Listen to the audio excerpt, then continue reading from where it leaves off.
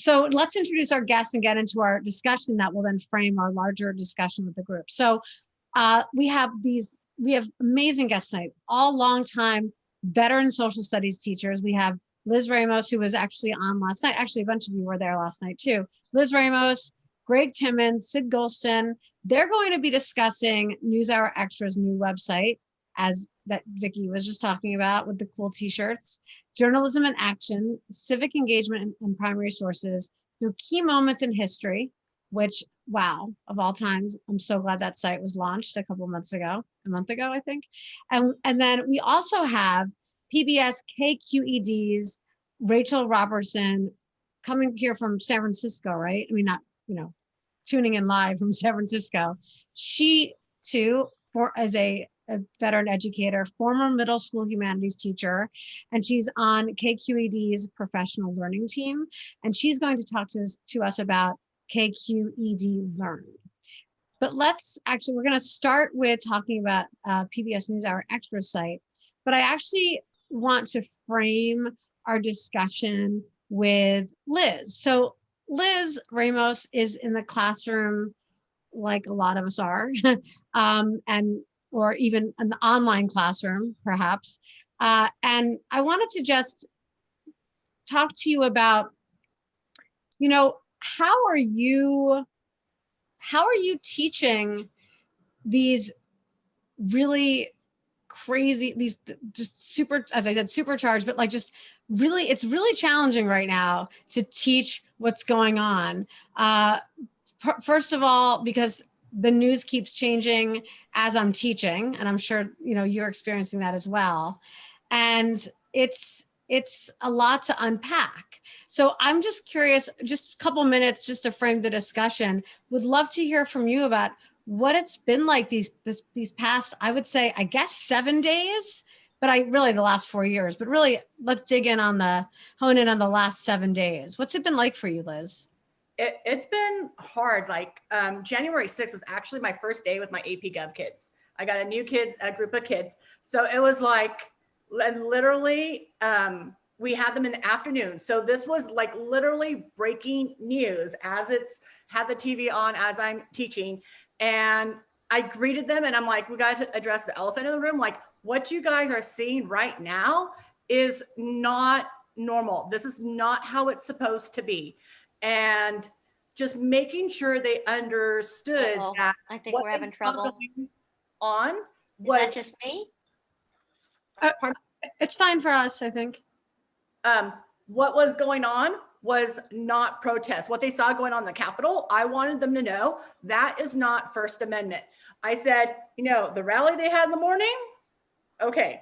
But what you saw going over there, that was not your peaceful right to protest, and make sure they know that. And I said, things are going to be happening as they unfold, and to make sure that they were going to trusted journalism resources. We had 30 minutes. And by the time the kids get in and everything, I really only had them for 20 minutes to introduce myself and address that and a couple other things we had to do for school. And so no time to talk about media literacy or really get into it, but just really like kind of clarify for that.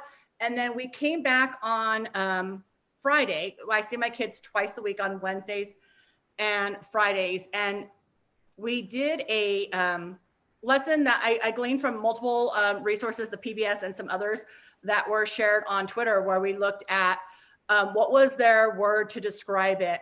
There was a video framing what was happening, a timeline, talking about a peaceful transfer of power. And this was not outside, this was not the norm. And then doing some see, think, wonders. And then knowing my kids, and they were bringing up like even that Wednesday in the Zoom chat, how come is this different than the Black Lives Matter? So coming back to that, because they were already pointing that out in there. And wow, taking a look at the arrest, and then gleaned this one from Coach Flores on Twitter, and having the kids do that. And then you tell me what was January 6th. So we're looking through the primary sources and they had opportunities to take a look at some of the articles of what was going on. And I want them to talk about that. And we're continuing to come back to that over every day something else is happening. And we even had news alerts in class today. And so it's a constant thing. But also the kids said something very telling today, like, oh, it's just another something. And I'm like, wait, we got to understand that what you've been seeing and everything, this is not normal. This is not how it's supposed to be. And we're going to be taking a look at stuff in the course of looking at government. And you might be like, well, wait a minute. A lot of what happened over the past few years, I said, this is not normal. You guys have lived through unprecedented times in more ways than not. And these things are not normal. And I want us to be able to step back and recognize that you've lived through so much. I don't want you to get desensitized by it. No, that's so important. Thank you so much. We're going to definitely hone in on that more later. And just getting a glimpse of your lesson. I think every teacher here is writing, can I have that slide? And I love the fact that you had them arrive at the language and the words to use. And it is really important, and this brings us to Sid, it's really important that we make sure as educators, I agree, to explain that although it's not fair to say this is not America, because we unfortunately have a very robust history of racial violence, what I like to call white lashes. This is not the first white lash in America, and I'm scared that it might not be the last. But I think it is important to tell them that these norms that are being just busted left and right over the past 4 years is not the norm per se, or should not be. Which brings us to Sid. So Sid, I would love for you to talk to us about the site, about journalism in action. First of all, first question for you is, what's the purpose behind the site? And then once you walk us through that, would love for you to share with us how primary sources allow us, and Liz gave us a glimpse, but how primary sources allow us to teach current news and current events like this. So first of all, just walk us through the site, give us an overview, the nuts and bolts. Okay, well, Journalism in Action is 10 big units that consist of material that comes from the Library of Congress, and each unit has an essential question. And one of the great ways that this will tie to current events and current media literacy is that those essential questions immediately lend themselves to issues today, as all essential questions do. Some examples, one of these units that is on Dorothea Dix asks, how does investigative journalism bring awareness to problems and help support reform efforts? Well, that's Dorothea Dix, but we've been calling this, what was the word we were using, proxy ways to get to today. That could be Rachel Maddow. Another of these units, which we'll go over now, is this one, Triangle Factory Fire and Migrant Workers. Well, the essential question is, how did journalists cover the exploitation of migrant and immigrant workers? Well, that still happens.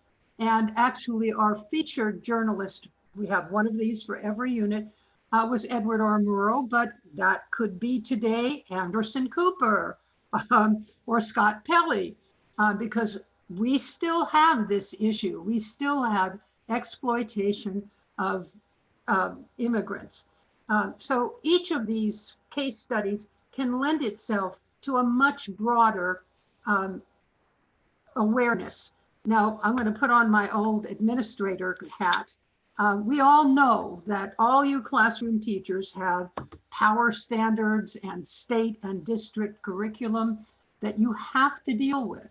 So all of these on this site are ways for you to use things you teach anyway. And with them, you can explore all kinds of media literacy issues, current events issues, research issues. And it's very interactive and very student-centered. It's kind of fun, which is always good, sort of the iCivics kind of history. And when you want to look through these, you just go to the website and they're open for you to look at. They're very content rich, which is maybe something that I think characterizes all of this in a more unique way. Now, at the very end, you get to do something creative that Bloom's taxonomy would approve. You get to make a newspaper, a magazine, or even a media piece of your own. And you can print it out and put it on your, bulletin boards and stuff like that. The 10 issues are ones that you would teach anyway. And I know that making things relevant to kids today may put you in a bit of risk with your community. I mean, I know a lot of people are teaching kids whose parents are very violently in favor of Trump. I know that most administrators are very concerned about not offending anybody. So one of the things to do always, no matter how you get to it, is to tell your administrator what you are doing. So what we're doing with this website is giving you content-rich Library of Congress resources to fulfill the civic mission of schools with resources in journalism and media. When Action Civics was done magnificently, this is my favorite example, by the Parkland students, they used what they had learned in history classes, in an amazing civics teacher, and a remarkable speech and debate teacher to actually play the game, to actually do something that, as we have seen, was amazingly peaceful, well organized. It mobilized millions without a single piece of violence. And this website will give you the back door to be doing what you have to do anyway. Imagine using those essential questions to get to things that are very pressing for kids today. Thank you. Yeah, that's really, really helpful, because a lot of times, and you answered both my questions. You're amazing. You answered both my questions, because a lot of times teachers look at amazing sites like this, and I'm glad you put your administrator hat on, and you always have your administrator brain, and said, well, this is still hitting the standards, right? And also, you also answered my question about primary sources. Why do we use them? Well, like you said, this is a way to teach a topic that might be a little too controversial for the population you're teaching, in a way that you're teaching it without, getting 700 phone calls from parents, or one is too many, right? Remember, we used the word proxy. That's what we used last week. That's the word proxy. Yeah. So we had, if you were here last week, Dr. Williams presented, and he talked about teaching about the Capitol insurrection, or whatever word you feel like using, by proxy, depending on your comfort level with talking about it. I'm the teacher who's going to call it a white lash and deal with the backlash, but I also teach in New York City. So that's why I really appreciate you talking about that. And so I want to get back to you later, Sid, but I want to make sure that Rachel can talk about the KQED site, and then we'll circle back, if that's okay, because then we have so much to talk about, and I want to make sure that Rachel can also share Learn. So thank you so much. And I just love the way that we're layering so many resources that ask our students to do the same thing, which is engage with history and current events and draw those really important connections. And what I want to show you on Kqed Learn is a way to sort of connect students to each other in a safe space where they can have those conversations. So Kqed Learn is a site from KQED. It's a free site for middle and high school students. Here's the link in the chat. And our discussions project on the site is a place where students can really work through and be exposed to some issues that are relevant to everything that we've been talking about here. Not all of them are hugely controversial, but some of them are, and it's a great way to explore ways that your community can engage in these practices, which are things like evaluating sources, analyzing arguments, crafting arguments ourselves using evidence, and then testing and engaging with those arguments with other folks. So the discussion site is a site where youth, peers can come together and discuss issues using a video text as the primary source. We have all sorts of things over here. The Civics and Humanities tab might be of a special interest, but I'm going to click on our media and technology tab this time because I think a lot of folks are wondering, you know, how do I even begin to talk about conspiracy theories or confirmation bias or really fundamental media literacy skills that we want to arm our students with, that they can then use to apply to any issue that comes their way. And that you can encourage them to apply maybe to an issue by proxy if your community is not quite ready to confront every single issue that's being blasted at us through this fire hose of news. So you see all these various topics. Oh, look, there's one on conspiracy theories. Here's one on false equivalence. And so if you click into any one of these, I'm going to click into false equivalence, you'll see a video, which is an Above the Noise video, which we produce here at KQED starring Miles Bess, a local young journalist. And he takes you through an issue or a topic. The videos are about 6 to 8 minutes. They have a glossary of just-in-time vocab. They have a video transcript in English and Spanish. And then youth are invited, your students, middle and high school students are invited to join the conversation. You'll see here, teachers cannot respond or post. We can most certainly monitor, but this is a youth-only site and it is not the open internet. Students access this site through you with a classroom code. So they get a chance to sort of test out their argument to an audience that's not just the folks in their classroom. And so students, as you can see, they can post text, they can respond to each other. And students, these are students from the same school, but they might not be from the same class. You can also respond to students from another school or another class. And then you can also, and I'm going to make you dizzy. I'm sorry, I'm making people dizzy. You can also, it's 9 months into this life, right? Just close your eyes. I didn't even notice it. Like, oh, that's what my script looks like all day. You can also do, as you can see, this student, Yasmin, has done a media response. So students can post audio, videos that they create, again, in response to the topic. One thing I love about this school in Connecticut is that you can see students have posted in both English and Spanish. So they have, all languages are welcome on the site as well. The student has chosen to post Spanish first and then English. So again, there's so many ways that you and your students can engage. Here we have San Francisco, Connecticut, Texas, you saw earlier. Awesome. So this is just a great way to get students, again, flexing those civic dialogue muscles around topics that are really relevant, especially right now, and interacting with each other in a safe space. We also have, and I encourage you to check this out when you have time, great media challenges that are longer projects, a little deeper dive that invite students to create media and again, provide a space to share that media outside of their classroom and connect with other young people who are kind of thinking about the same issues. So that's Kqed Learn, and I invite you all to jump in and take a look. We also, on the list of resources that Vicki shared earlier, there's a list. I pulled out the very most relevant, I think, videos for this current moment around conspiracy theories, false equivalency. The YouTube algorithm is an important topic, I think, that we all need to dive a little deeper into. And even social media influencers and how we can talk about them versus journalists. So that's amazing to discuss.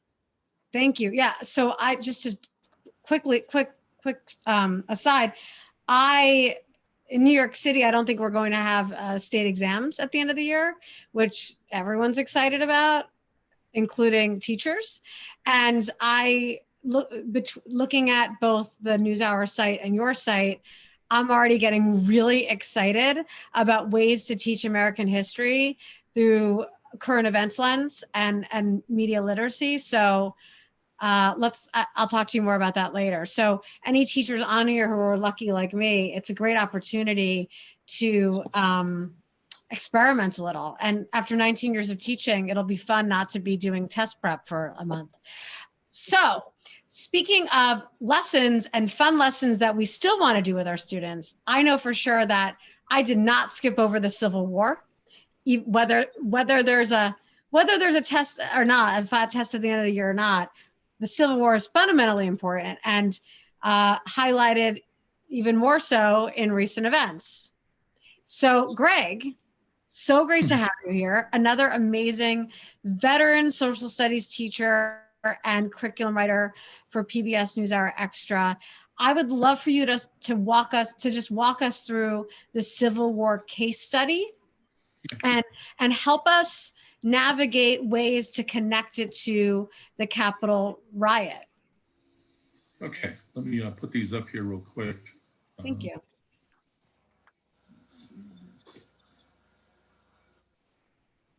Let me go back here a little and find the Civil War. There it is. Launch us into it. I'll take this down here. All right, the Civil War case study is set up pretty much like all of the case studies are set, where, can you see the two? I've got two things up here on the screen. I've got the case study and I've got kind of a slide script here. Yeah, you're good. We can all see it. Okay, all right. So I'll just kind of go through this pretty briefly. Sets up pretty much as all of the case studies do. There's an essential question. In this one, we have, how did journalists report on slavery and the military conflict during the Civil War? So we're covering a couple of issues there as far as dealing with military activities as well as the slavery question, which was always a part, even before the Emancipation Proclamation, where it was always a part of the Civil War itself. Let's kind of look at this from this vantage point here. Let's see, I'm going to move this over where we can see it. Yeah. Maybe I won't move this over. Hang on.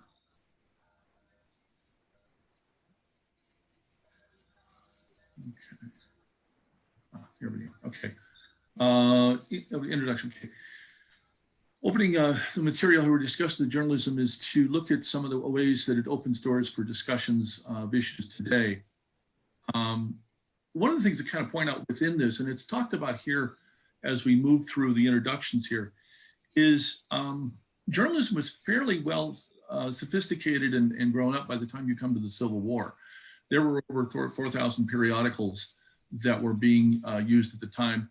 Most communities had at least 2 newspapers.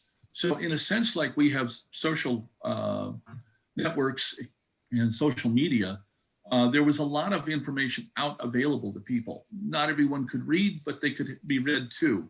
And so a lot of discussions were a lot of information in their respect, I suppose, not quite an information fire hose, but possibly a garden hose anyway.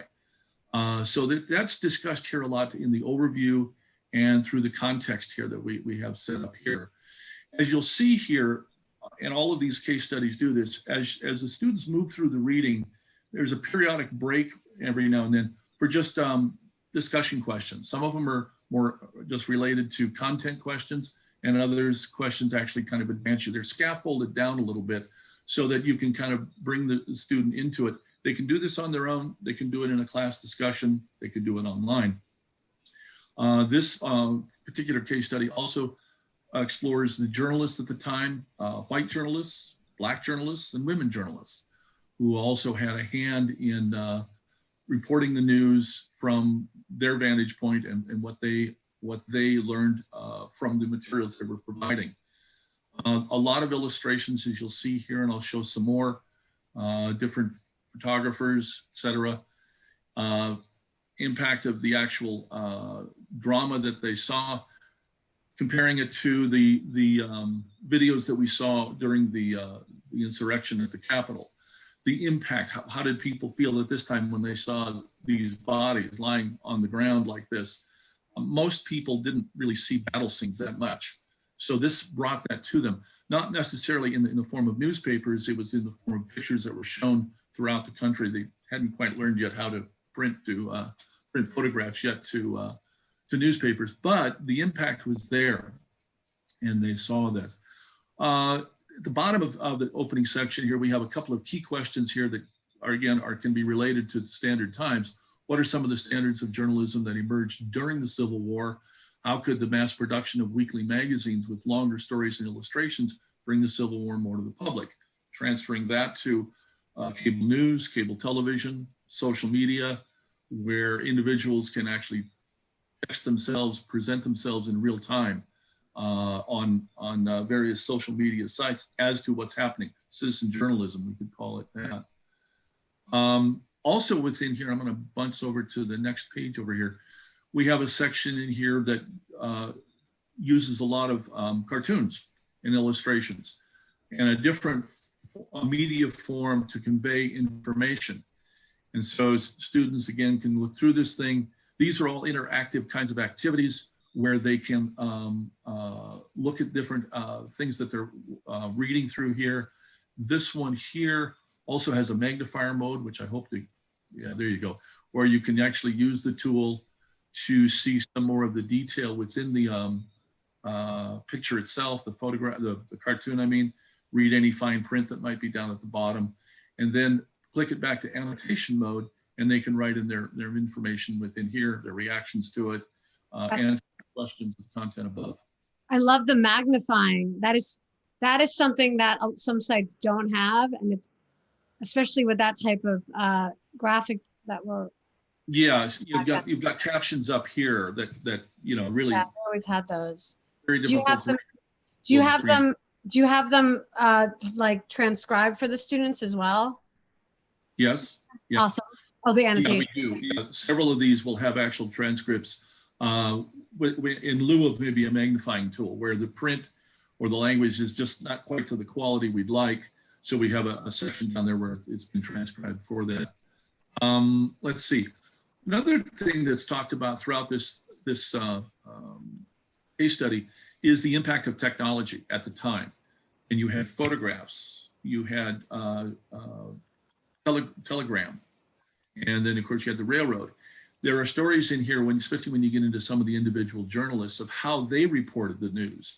Oftentimes they would be at a battle scene and they would be typing out, or not typing out, but they would be writing out by hand the events as they saw them, trying to get names of people, trying to kind of at least give the idea of what happened and what transpired.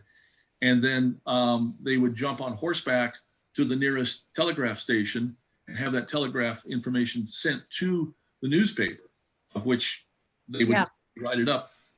A story could actually be written within 2 to 3 hours, even comparable to times today. So then you begin to ask students about, what is instant news like?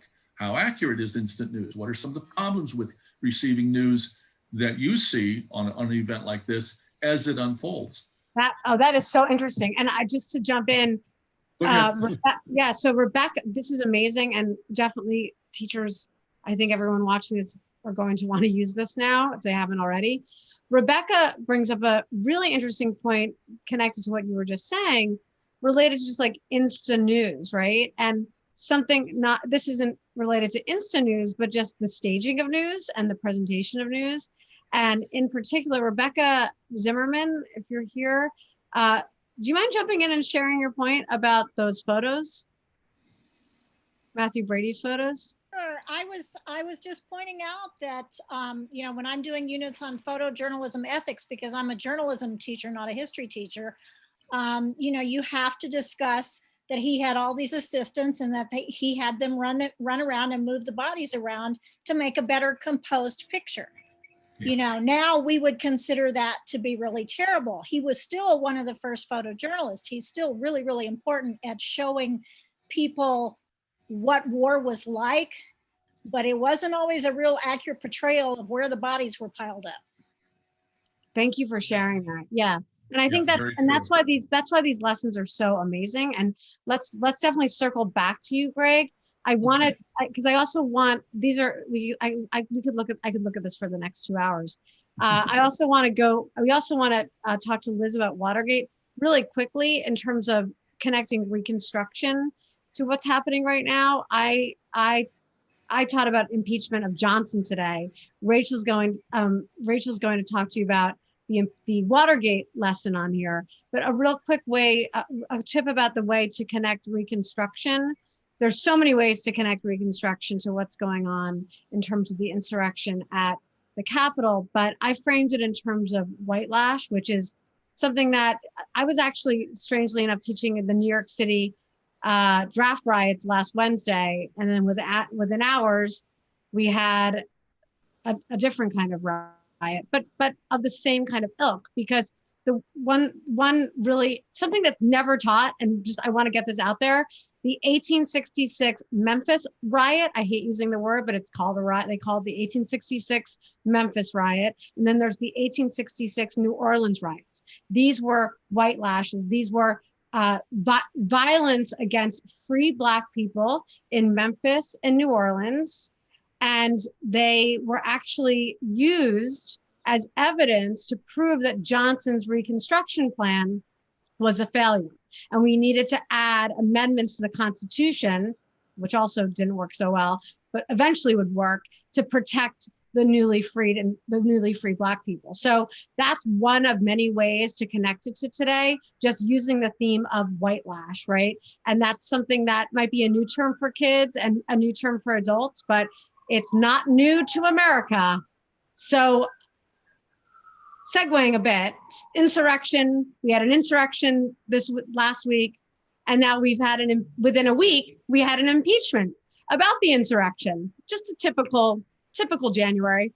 And so speaking of impeachment, I would love, and then I want everyone to, we have so much to talk about. So Liz, if you could briefly just tell us about the Watergate lesson, and then I want to start talking to everyone else here because I don't want to run out of time, and would love for Rachel to jump in too when we talk about, so maybe our first question will go to Rachel. So think of questions you have for Rachel about teaching media literacy. And really quickly, Liz, can you tell us, you don't even have to show it to us, but can you just tell us about how to teach impeachment using Watergate in like a couple sentences, so then we can talk more about it once you introduce that idea. Well, with the lesson, I talk about how it was, you're able to see it live, make your own decisions with the punditry, without punditry on that, and encourage kids to like take the clips without listening to the pundits on what they're saying, which is an awesome plug for C-SPAN. Love me my C-SPAN for that. I mean, they're coming up with really good clips and having them look at the precedent about he's the first one who will have been impeached twice. That has not happened before. The investigative journalism part, and how they start looking in the Watergate, but then they uncover all this other stuff happening. And initially we saw the coverage of what happened on June 6th. And as they are investigating the parallels, how we're learning so much more. And so as they go through the lesson and maybe make a timeline of it, also keep a timeline of what's happening now. And there's some really great newspapers that are having these visual timelines for the kids. New York Times and Washington Post have a couple of good ones. LA Times has one, but it's behind a paywall. But helping the kids to see that investigation and how more is coming out, just like they go through and explore in the journalism action Watergate lesson. That's amazing. I definitely want to check that out. So we have a question. Let's start opening it up to questions, and we'll get Sid and Greg and Liz back into the mix. But there's a question I saw, and I want to talk to Ricardo. But before we get to Ricardo, I wanted to bring in Amanda S. I didn't write down your last name, but I think it's Amanda Sandoval. Oh, that's me. Hello. Hi, Amanda. How are you? So you had a question about ideas for how to teach media literacy around the upcoming inauguration. Yeah. Do you want to ask more about that, and then Rachel can jump in, and then? Yeah, I mean, we're all here because we know that media literacy is so important right now. And I'm actually having one of our teacher librarian and media literacy specialists at my school, who's my friend, who's on here, Nadine Loza. She's going to actually come in next week the first 2 days of next week, and she's going to do a whole just media literacy lesson for my kids to kind of set them up and really dive deep. And then I want to follow that up because I was going to say impeachment. There's too many things happening. Too many I The words. inauguration's happening. So I really want to build off of what she's going to really dive in with them, and using the inauguration itself as a way to continue to, learn about media literacy and engage in it. So we can obviously look at different news outlets and see how they're presenting the speech. Those are just a few things that come to mind, but that's with anything. We can always look at that, but I'm trying to figure out, like, what are some more creative ways, anything that you guys are thinking about, looking at what are the words that are being emphasized on this site compared to this site. What are they showing? What are they not showing?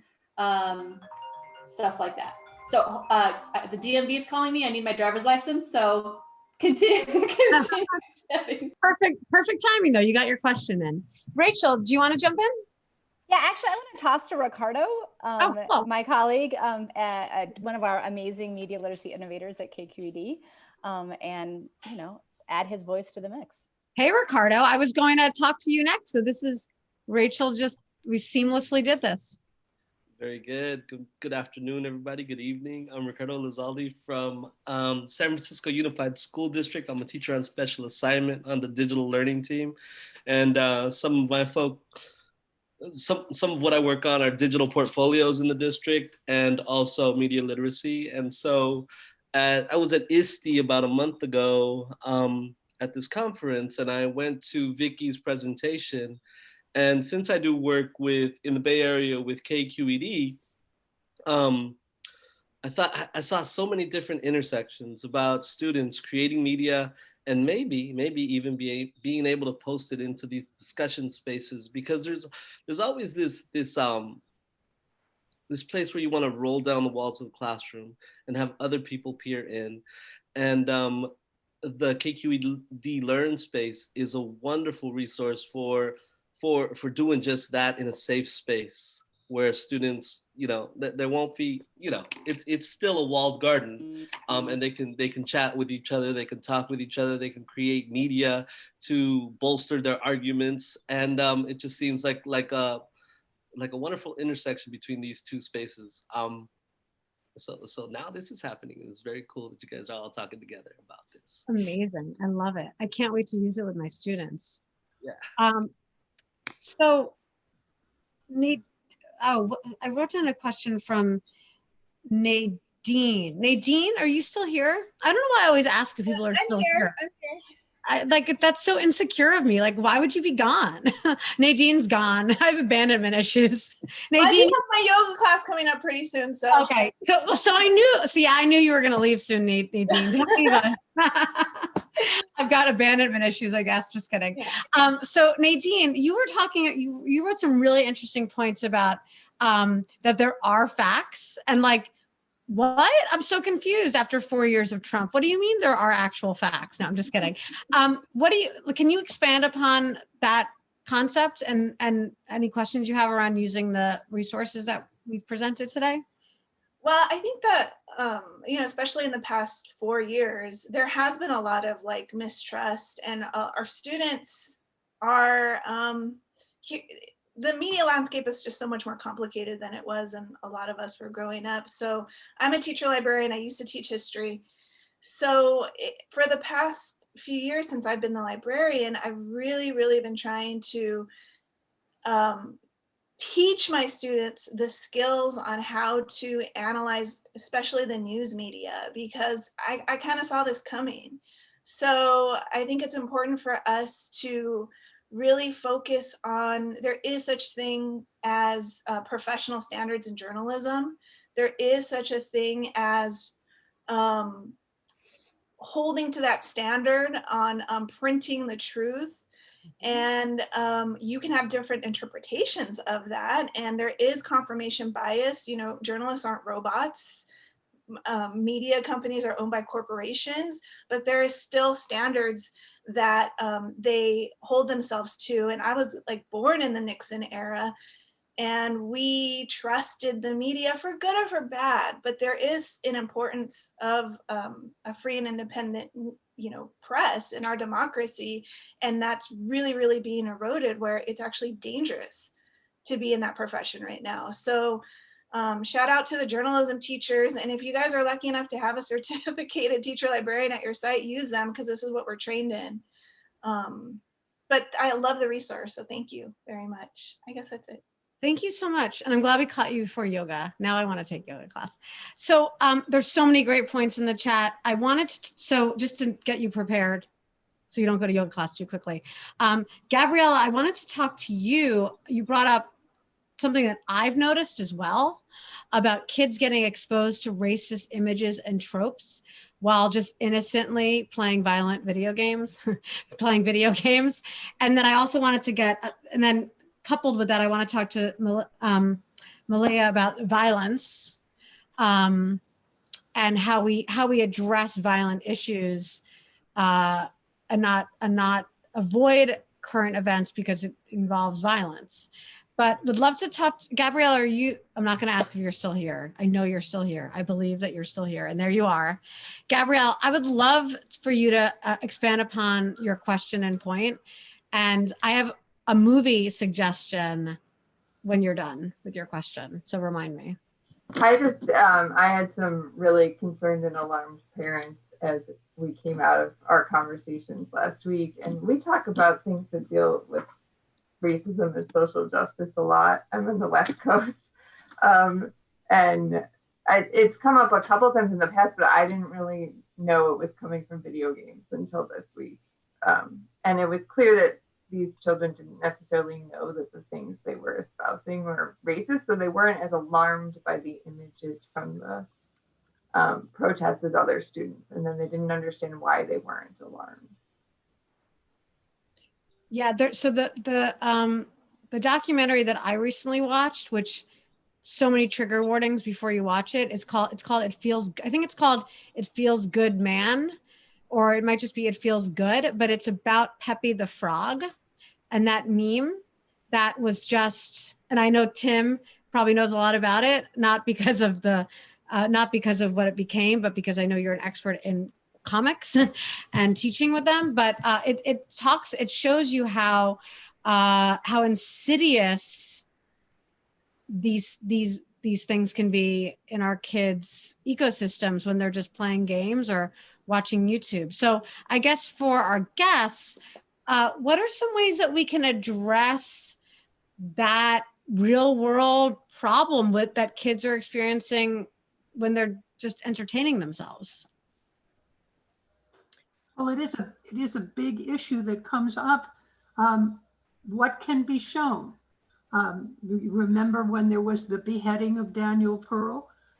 There are things that we cannot show, and that's a good thing to bring up in one of those Kqed discussions. What do you think about that? What kinds of limits are there on free speech? Which is the big deal right now. If you were a Republican on the Senate floor, on the House floor, that's what you talked about today. Really good point. Rachel, jump in. It also reminds me, we in the chat, there's already started this kind of conversation between like, what is media literacy and what is news literacy, and how news literacy is kind of involved in media literacy. And all of that is true, but a lot of the times when we talk about media literacy at Kqed, we also talk about the literacy part of that, and how a lot of us think of media literacy as, analyzing sources and critically evaluating media, which it is. But we wouldn't say a student could read, would be literate if they could read but not write. And so I think it's important when thinking of media literacy to also talk about ways that students can create, right, and quote, write media. Because we know in traditional literacy, the act of writing is so important to build reading comprehension and reading literacy. And with media literacy, the act of creating media is so important in terms of helping kids understand how media messages are constructed and created. Yeah, and to that point, Rachel, an awesome idea of having your kids do a social media campaign. So if you're doing the C3 inquiry arc, the last part is taking informed action and communicating. And I know with the census, I pulled up the census map, and our part of town had like a lot of red, more red than what some of the demographics would say about some of our southern schools. And so I had my students take a look at some of the census information that we had taken a look at with the census curriculum, and then create census infographics or a PSA video. And I would tweet them out. And we got a couple of other people in our district to tweet them out to our community. And so the kids get to go through the process and learn by doing and creating positive messages. So that's one way to have your kids go through that process and do that as well. And yes, Vicki has the PBS student reporting, which I wish we had at my school. Awesome. Doing is the best way to get the kids to learn that. Liz, that is so awesome. Everyone's shaking their heads in agreement. Tim, I'd love for you to jump in, because you bring up kind of aligning with that idea of making sure that kids are not just consuming, but also doing. Another layer to that is helping them to unpack, and I think this aligns with what's on the KQED site about algorithms. Tim, can you share what you wrote about having kids not shying away from social media and having them unpack how it works, how to unpack the fact that just because something is trending might not because it's trending with everyone, but because there's a bunch of people who came together and made it trend. So Tim, tell us how you address that with your students. Yeah, so that goes to beginning the school year with having these conversations. And so that's how we started, so that we're not just tackling media literacy in January because a big event happened. We already have the norms. We've already had these discussions. And so we get mixed messages. Like my union will say, we shouldn't be on social media. And sometimes you hear that from administrators. And so, my advice is when I work with student teachers and when I talk to university students is be smart and be careful. And so we also need to talk to our students about their social media footprint too. But with that, like as an example, when Ferguson happened, I told my students, I said, take out your cell phones. That was the do now when they walked into the classroom. And, that's to your comfort level. And I get that. I'm not saying anybody, do this or don't do that. But the kids were like, we can take out our cell phones. I'm like, absolutely. Why not? And it actually helps me control the cell phones because we can use them when it's appropriate. And we talk about when it's not appropriate, just like you need to learn when you have a job. And so the students started going all different places, and we tackled that over the course of the week. And of course we revisit that. But anytime, like, even with a situation like this, what's good about with what's going on with Trump and everything, I'm not saying to the students, here's what you need to know. Here's my PowerPoint. I am the absolute authority on this. They can then go on, just like they would do in real life, go and search and bring up their questions. What did they see? How can they compare to things? And like with what I was saying with Liz's lesson, some of them will go to this website, some of them will go to that website, and we compare and we talk about it. And a lot of times I learn from the students. They're not just learning from me. So yeah, anytime this kind of stuff comes up, and that's usually my do now is when the kids come in, any questions, comments, current events. And the kids, a lot of times they're just, well, I don't do current events Fridays. Like anytime, because we're live. And I think it's important to handle it that way. Thank you so much for sharing. And I think that's an important message, within the confines and rules of your school. Find ways to teach them how to use social media and also how to use it in a productive way, because there are productive ways to use social media and not get, weaponized by it, but instead use it to do good and activism and learn from it. So Malaya, you had a couple of really interesting points tonight. I was first going to toss you to ask your question about how do we protect students, when exposing them to media, how do we protect our students from getting too triggered by violent images, but also finding that balance where we also don't hide them from it because we need them to learn about it. But you also have a really cool project that you have them do. So is there a way for you to talk about both? Let's see. Would love to hear from you about either both or one of those. Sounds like a good challenge. I think I can do it. You're a teacher, you can do it. Thank you. So first, I would like to start with some of the words from one of my students. So one of the things I do is we study constitutions from around the world. It was actually inspired by a class I took in undergrad. on constitutionalism. And the first constitution we study is the Constitution of Akapong, which is a maroon village in the Blue Mountains of Jamaica. Now, Akapong is an amazing village because it is where those who were kidnapped from Africa and brought to Jamaica, otherwise known as enslaved Africans, it is where they fought off the British and a treaty was signed. Those individuals to this day know what tribe they come from in Africa, and they were able to preserve their culture because they were able to come together.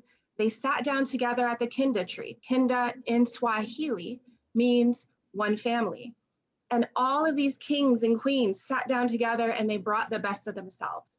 And so as a class, we study constitutions from around the world, always starting with the village of Akapong. Their constitution in the beginning gave every person who was married a plot of land to build a house. I think that's pretty amazing. So my students write a constitution, and this is one of the things that one of the constitutions the student wrote. I hope you will stay safe and healthy, kind and responsible, caring and daring. I hope you will all make good choices. Don't judge people by the color of their skin or laugh at people because they are different. A second grader wrote that. And so this is one of the things that I have done. And I've used the strategies from kindergarten to 12th grade to build community, because I have worked in communities where there is a lot of violence, where students have come from nations where there has been violence, where there has been genocide. And so, you know, with my second and third graders, when I was talking about Dr. King, a student brought up, but Ms. Hall, why do we want to be like Dr. King? Dr. King was murdered. And, you know, of course, I went on and we discussed, you know, we discussed what Dr. King stood for, and that there is evil and that there is good in the world. But, you know, I really always feel like I need more support and suggestions about, especially at the elementary age, but truly kindergarten on, many students are traumatized. Many students experience violence in their communities on a weekly and daily basis at times. I also had a pop-up museum that my students created in high school. Port Chicago is very close to where one of my schools is, or my school district, which is where over 300 sailors lost their lives. And it was an amazing experience. We included art, we included dance. We actually had individuals in our school district who had relatives who had died in the Port Chicago explosion speak. And we had over 100 people from our community come to the museum that was created by members of the Pan-African Club. And the Pan-African Club was all nationalities was in our Pan-African Club. So I just really would love to hear some more input. I'm incredibly concerned about the coping skills we teach to our students to make sure that we have coping skills to deal with what we see. What are we teaching our students to help support them? Thank you so much for everything you just shared. If you have a second to look at the chat, everyone is just blown away by you and what you do. So thank you on behalf of everyone in here. We wouldn't have enough time for if everyone were to do that, but so thank you so much. Who would like to address that question? That's a tough one. I don't know if I could answer that. Anyone want to address that question? Do you want to say your question one last time? Yes. What are some coping skills that you have learned? You know, journalists are our helpers as well. And I know that journalists have developed coping skills to manage all of the hard things that they see and the people they talk to. What are some coping skills that we as adults use that we could also teach our students to help support them in walking through this very tumultuous time in our nation? I think one of the things that comes up kind of periodically, and it relates very well to journalism in action, is we've been here before. Maybe not quite in the exact same context, but we've been here before with various crises. One of the things I know that a lot of teachers have been doing is trying to go back and help students understand what it was like to live during the Depression, when things were really was it like for people to live during World War II when there was no knowledge or understanding of what the outcome was really going to be? 43, even into 44 before the invasion, and even after, there were a lot of events. And if there's ways to do that, again, it's kind of the teach by proxy technique we've been talking about, where if you can find a letter written at the time or some kind of a report from the newspaper that shows that aspect of really true fear, and yet tell students, we got through it. We have, this is our historical perspective, this is something we can do, and this is a direction you can go, but have them talk about it, have them react to it. There'll be some pessimism, deal with the pessimism, and try to focus in on those things. Thank you so much, Greg. That was really helpful. There's some other really great tips in the chat. I see that it's 8:03 p.m. I don't know, what day is it? Does regular time space continuum exist? What's linear time anyway, right? Vicky, does everyone want to stay for a few more minutes? I wanted to just quickly, there's some really good points in here, just in the interest of time. Gabrielle said she uses mindfulness as an everyday practice. She uses the RAIN technique, recognize, allow, investigate, non-identify, as a way to process emotions, which are data points, not negative or positive. I'm going to start using that. And also, well, someone said to write your senators. That's a form of therapy, for me at least. And Tim said, history is not destiny. No guarantees that things will happen in a certain way. This helps to discuss certain events. Right, this idea that, and I think it is important when talking about traumatic events like what happened last Wednesday, and I'm sure our students have been exposed to the same footage that we are starting to see on TV. They sometimes see worse because they're on different sites that show more graphic images. I think it is important, I was saying this yesterday, to even though you have to be authentic and say this is a really tough time and this violence is terrible and there's nothing normal about it, we can't make this normal, it's something that happens in our country, all those things, it is important to give them a pathway to optimism. And I think that what I'm seeing here as a trend is the act of doing, the act of creating, right? So even if they are processing really traumatic events, I think that a common theme is giving them the tools to take action.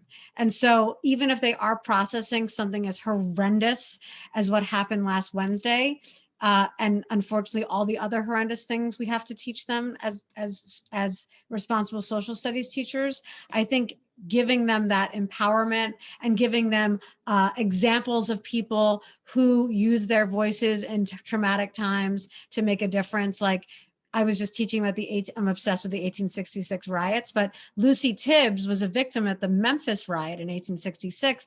And she, a Black woman, newly freed, testified on congressional record.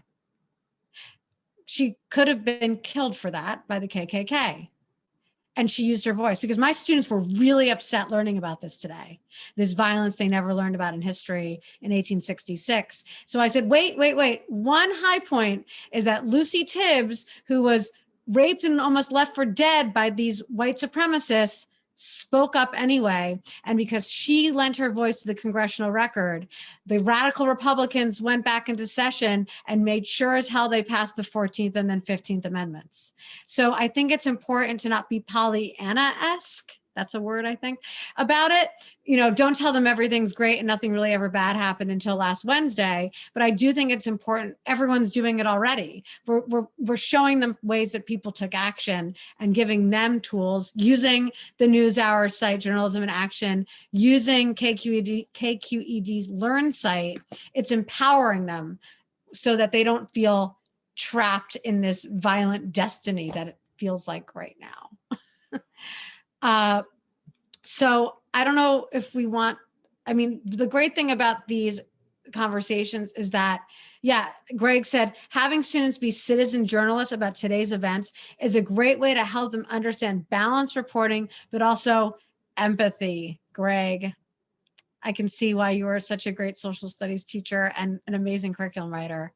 That's it. So there's so many great resources here. This is such a powerful group of teachers, Vicki. I know people want to get off their screens though. I don't. Say, let's wrap. Let's.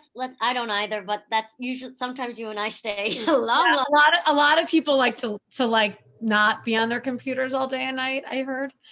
Do you want to end on any thoughts, Sarah? You always just give us such hope and guidance. I feel like I talked a lot tonight. I think it's, well, I'll just say really quick, but I'll say one last thing. Really quickly, I am so inspired by all of you. I'm always blown away by these talks, but the amount of like you all could have had 5 minutes to share out. This could have been a 6-hour session. I am just so impressed and like just honored to be to have the same profession as all of you. And I know we have librarians here, school staff, teachers, we have administrators, we have my parents are here. But it's just I wish the people who are opining about the teaching profession would just be a fly on the Zoom wall here or a square on the wall to see this chat and to just see what we're doing. And I know a lot of you are doing this in either remote, hybrid, or with a mask on, with a shield. And look what we're doing for our kids, right? And last night was Fred Guttenberg. I make myself cry every day now. Like Fred Guttenberg was talking about find the helpers. And I never even thought of myself as a helper. I'm like, I'm just a teacher. And I read his book and I was like, oh, I guess I'm a helper. That's the book. But we're all helpers. And the cool thing about us is that we help each other. And I think that we were so disconnected over that spring semester when we were remote. And that's why I was so happy when Vicki and PBS NewsHour Extra started putting these together, because number one, I now have teacher friends across the country, which is amazing. I would not have had that if I was not stuck in my tiny apartment every day. And it's also, I think that I learn so much from my students, but obviously we learn from each other. And it's so great to have this technology to keep doing that. And I kind of hope that we keep doing this and on Zoom, hopefully in real life too, but continue this once we all get vaccinated. I think one thing I want to keep going after the pandemic gets chilled out a bit is I think we should keep talking to teachers across the country, because you're all doing such amazing stuff. And unless we're in some kind of weird Facebook group together, I'm in an AP US Facebook group, we can't share. And I think it's really important that we share what we're doing for us and of course for our students. So I'm just so impressed by everyone. And thank you so much for everything. Seriously.